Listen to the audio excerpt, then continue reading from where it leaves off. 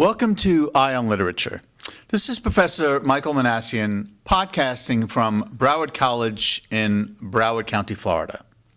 Today we have a special guest host, my friend and fellow poet, Professor Gary Kay. Gary was the subject of an earlier audio show, Eye on Literature's podcast number 11 from April 2007, which you can still access on our archives. In that podcast, we talked about Professor Kay's poetry and the writing process. So Gary, welcome again, and let me turn this over to you. Welcome. Let me give you a background. Mike's done, I think, 26 or 27 podcasts interviewing various people from BCC about their artistic endeavors. And I thought this would be the table's turn because Mike not only is a professor and a podcast aficionado and maestro, but also a poet. Let's talk now about your poetry. And let me start with a pretty typical but important question. Do you have any specific kind of process in terms of how you begin a poem and continue through a work of art? I don't think I have one particular way that I start a poem. Sometimes I start with a title. In fact, the first poem that I'm going to read today, I started with the title. And sometimes I start with what I think is going to be the last line, but usually it doesn't turn out to be the last line at all. Sometimes it's a memory, or it could be what I call a found poem, something I found in the newspaper. So it could be any place. A poem could come from anything. A lot of memory poems.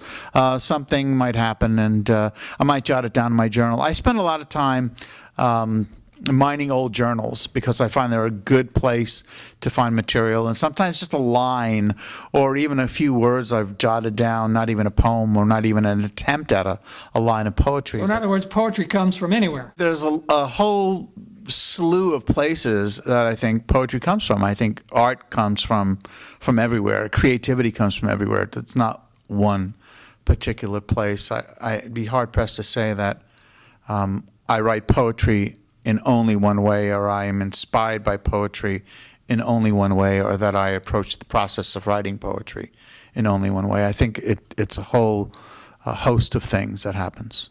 Do you have a specific place where you write? And do you write first in longhand and then on a word processor?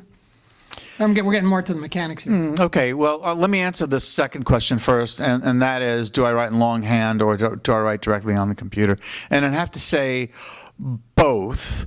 For a stretch of years when I first got a word processor, I was just so fascinated with it I wouldn't write anything else but write on the computer.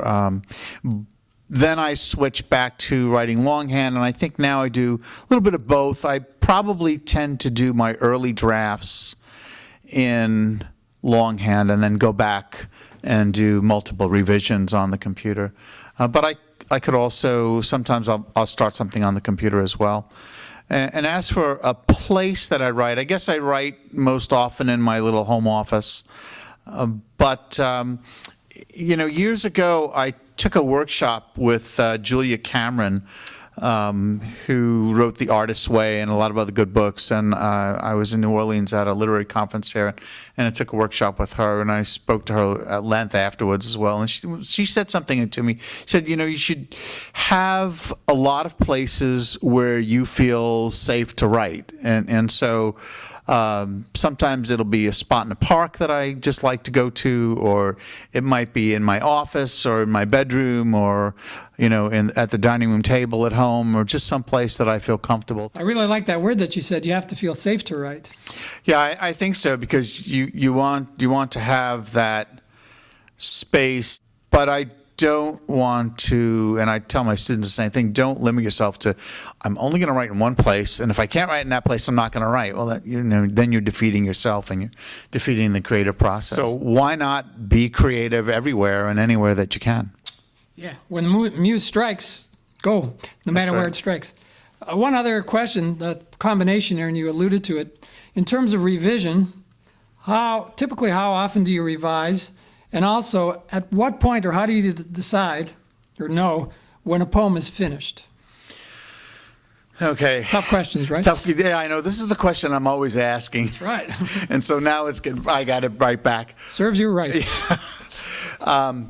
Well, I'll put a poem aside or away for a while, sometimes weeks, months, even a year, and then come back to it later, because I just reach a certain point with it where I feel I can't do anything else on this particular poem. And sometimes it'll never happen for me. But a lot of times, a space of a few weeks or a month or a year, I go back to it with a fresh eye and fresh mind. And, I will revise it. And I think revision is important.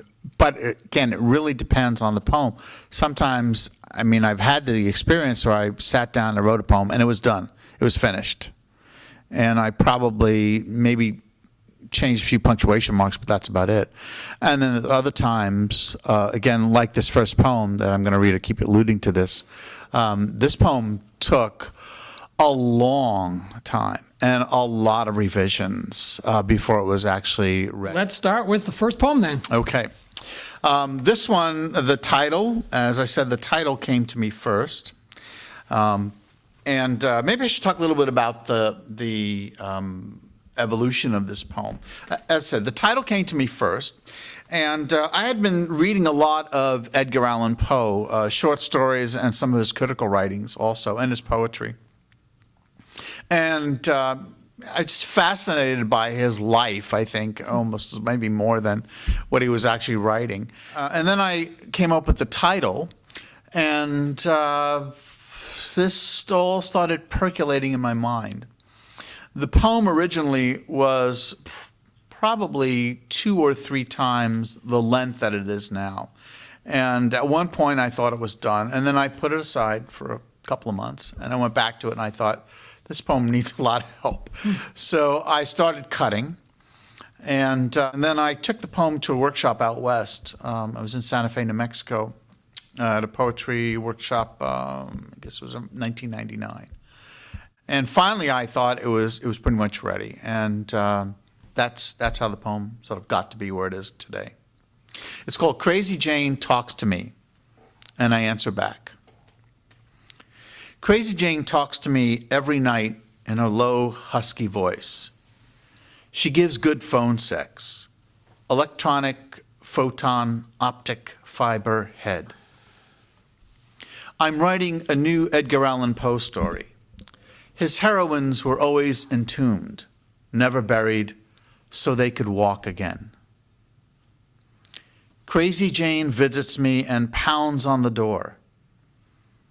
I notice her panties around her ankle like a thin bracelet of lace, symbolic and glistening with the dampness of her madness. On the Home Shopping Network, they are selling tape recorders and dope. A man with hard, dark, gem-like eyes and a crooked mustache appears, wearing a black suit and a bow tie. He faces the camera and speaks. Your name is Edgar Allan Poe. You didn't die in Baltimore. You are alive. Your mouth is a road others travel. Your words are a map of the future and streets of graveyards, I am sure. The air is full of moths and butterflies. Crazy Jane's brain is aflame, her body feverish and wet. The fan above the bed cuts through the air like 2 stiff sets of wings. Crazy Jane says, I had a dream about you. You were lying in a hospital bed. Tubes and things were coming out of your nose. A pendulum, gleaming sharp and cold, swung suspended over your body. In the tale, the murderer says, the disease sharpened my senses. Observe how calmly I can tell you the whole story. Very interesting poem, and it Thank really you. moves in different directions. Yeah, it does. I was really intrigued and a little frustrated here. Crazy Jane, my thinking is Crazy Jane from Yeats. That's right. This is the Crazy Jane from Yeats. Okay. Sort of. It's my Crazy Jane from Yeats. Yeah. Could you talk a bit about the differences or similarities here? Part of it is, I'll let you go. Well, I like the name Crazy Jane. I guess I stole that from Yeats. He does have a character named Crazy Jane. I think there's 3 poems five poems where he used this Crazy Jane character. And I just kind of took the name. I liked the name, and it seemed to fit with Edgar Allan Poe. So what I was doing, I was borrowing a little bit from Yeats, just borrowing the name Crazy Jane. And then I was borrowing a lot from Edgar Allan Poe and putting those two things together. So I don't think there was anything in particular, anything else that I was taking from Yeats, except the name, maybe. Now, in terms of the poem, would you say Crazy Jane here is a weird muse? Yeah, I think she is a weird muse. I think it's a good way of putting it. Probably that's a better way of putting it than I would have said it. But yeah, I think that's good. I think she is a crazy kind of muse or a weird muse, and she comes to the narrator or the speaker in the poem and sort of leads him on this journey. I love the line, "The disease sharpened my senses."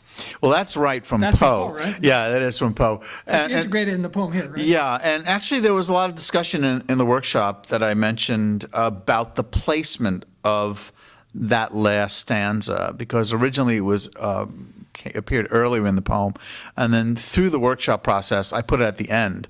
And the other people, there was a lot of discussion about that particular move and that decision. But I liked it at the end, and I kept it there. Yeah. And in terms of the interesting last line, I can tell you the whole story. So the poem ends with the speaker. Right. I like that sort of suspense at the end, or that anticipation. Here's the story. Well, what is it? And actually, that's very Poe-esque, I think, because he leaves out a lot of things when he tells a story. A lot of information is missing for the reader, and I wanted to kind of leave on that same note of, I'm going to tell you the whole story, but you're not going to hear it from me. So. Yeah. I noticed in several of your poems, as we'll continue, that you're interested in states of mind or special moments that have a radiance or a intensity about them. Right. Interesting. Oh, okay. In terms of the title, so you end, Crazy Jane talks to me and I answer back. Right.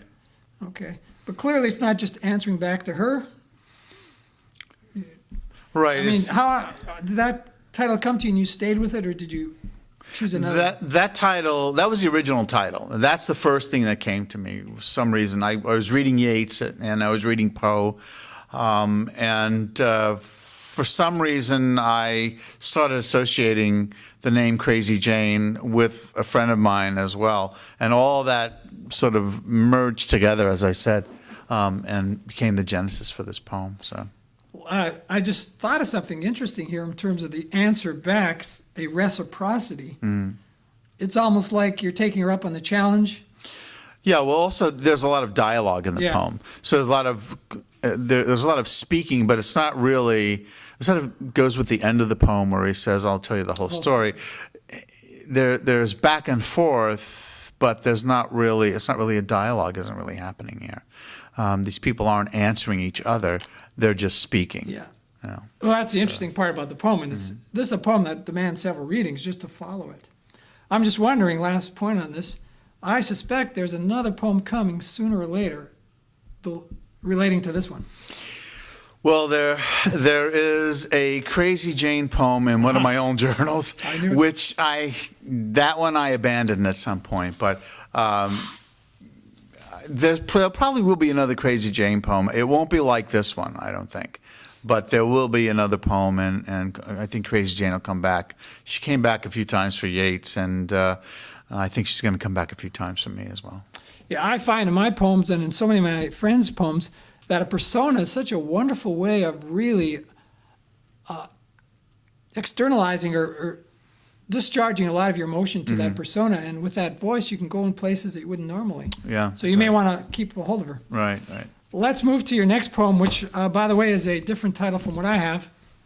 So you can give us this poem. I should mention that the Crazy Jane poem was first published in Savannah Literary Journal, and was later reprinted actually in CityLink magazine. They did an article on this poem. The theme of the article was how writers borrow from other writers.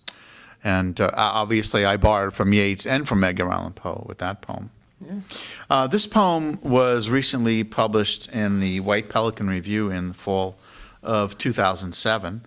And it was also nominated for a Pushcart Prize. And this is called The Taste of Lavash. And lavash is an Armenian word for bread. And actually, interesting thing about this poem is that I recently saw a cousin of mine, a first cousin, and she and I hadn't seen each other for 20 years. And we met at a friend's house in Hollywood, Florida here. And out of the blue, one of the things she started talking about was this bread. And I brought up the poem, and we had a good bit of reminiscence about the whole process here. The Taste of Lavash. My grandfather builds the fire first, piling twigs and cut logs, using last week's Armenian newspaper as kindling. The characters of the printed page merging and melting into another alphabet of heat and flame. Next, a square sheet of tin is placed over the grate of the backyard fireplace, as my aunts carry out bowls and water to a table sitting under the trees, a house built of sand and wind. My grandmother wipes her forehead, leaving behind a trace of white flour, like the names of the dead she has whispered in my ear, as she kneads and rolls out pieces of dough, then transfers each one to a wooden paddle I help carry to the fire. Later, we smear fresh butter on each section of round, flat bread we roll up before eating. The salt from our sweat mingled with the flavor of hot buttered lavash, like a communion for those left behind, a thin, crisp palimpsest of names and lives held in ash, melting and merging into images so old they precede language. Just the pure flash of memory, taste, and bread. Very nice. Thank you. And by the way, the copy I have is missing several lines. So it looks like this one was revised quite often, I'm guessing. Yeah, this one went through quite a number of revisions over several months. So yeah, it did. But this one I think is done. It's finished. So we're going to let this one fly just as it is. One thing I noticed, and it came very quickly, is the delicate care you took in terms of the stanzas and the way you break the lines to really slowly recreate the care and precision of the meal. Any comment on that? Right. Well, I think that this is recently. I've been last year or so. I've been concentrating a lot on particular memories that I have. And this was one very distinct memory I had of spending time with my grandparents. And this bread, I mean, my cousin and I were talking about that bread and how there's no other taste that comes close to the way this bread tasted in terms of how absolutely delicious it was and the whole experience of eating it. It was a very communal kind of thing. So when I write these poems, these memories, I do try to slow things down, and I want to get it exactly right, or at least I want to get my memory right in a way that will mean something to the reader, because I can sit and write all day. Any of us can write memories and poems about memories all day, but unless the reader can relate to them, I think that they lose a lot of their punch. Yeah, what I really love about this is you got the act of eating is connected into so much more. It's involved with memory, taste. In some strange way, it's not exactly like a Last Supper, but there's almost like a transformation of body, spirit. Right. It's a holy act in a lot of ways. Yeah, it is, and it's that kind of memory. And I do remember going through this whole process of my grandmother and my aunts baking the bread. Everyone was involved. Everybody had a job to do, and everybody participated, and everybody ate the bread. I mean, we couldn't wait until it was finally done. And it's just a great memory that I have. And it is connected. I think when I think about my grandparents, it's connected with something older than myself, and a past that's gone. Gone. Their past is gone, and my time with them is also long gone. But I still feel that connection, and they have had a different culture. They were all immigrants that came to the U.S. around 1920, all for my grandparents, and they hung on to their culture, and they passed that on to me, which I'm very grateful for. So. And you're continuing it through the poem? Yeah, I guess I'm trying to anyway. Okay, now we got a different poem. Quite different, right? Yep. Shootout at Crotona Park, right? All right.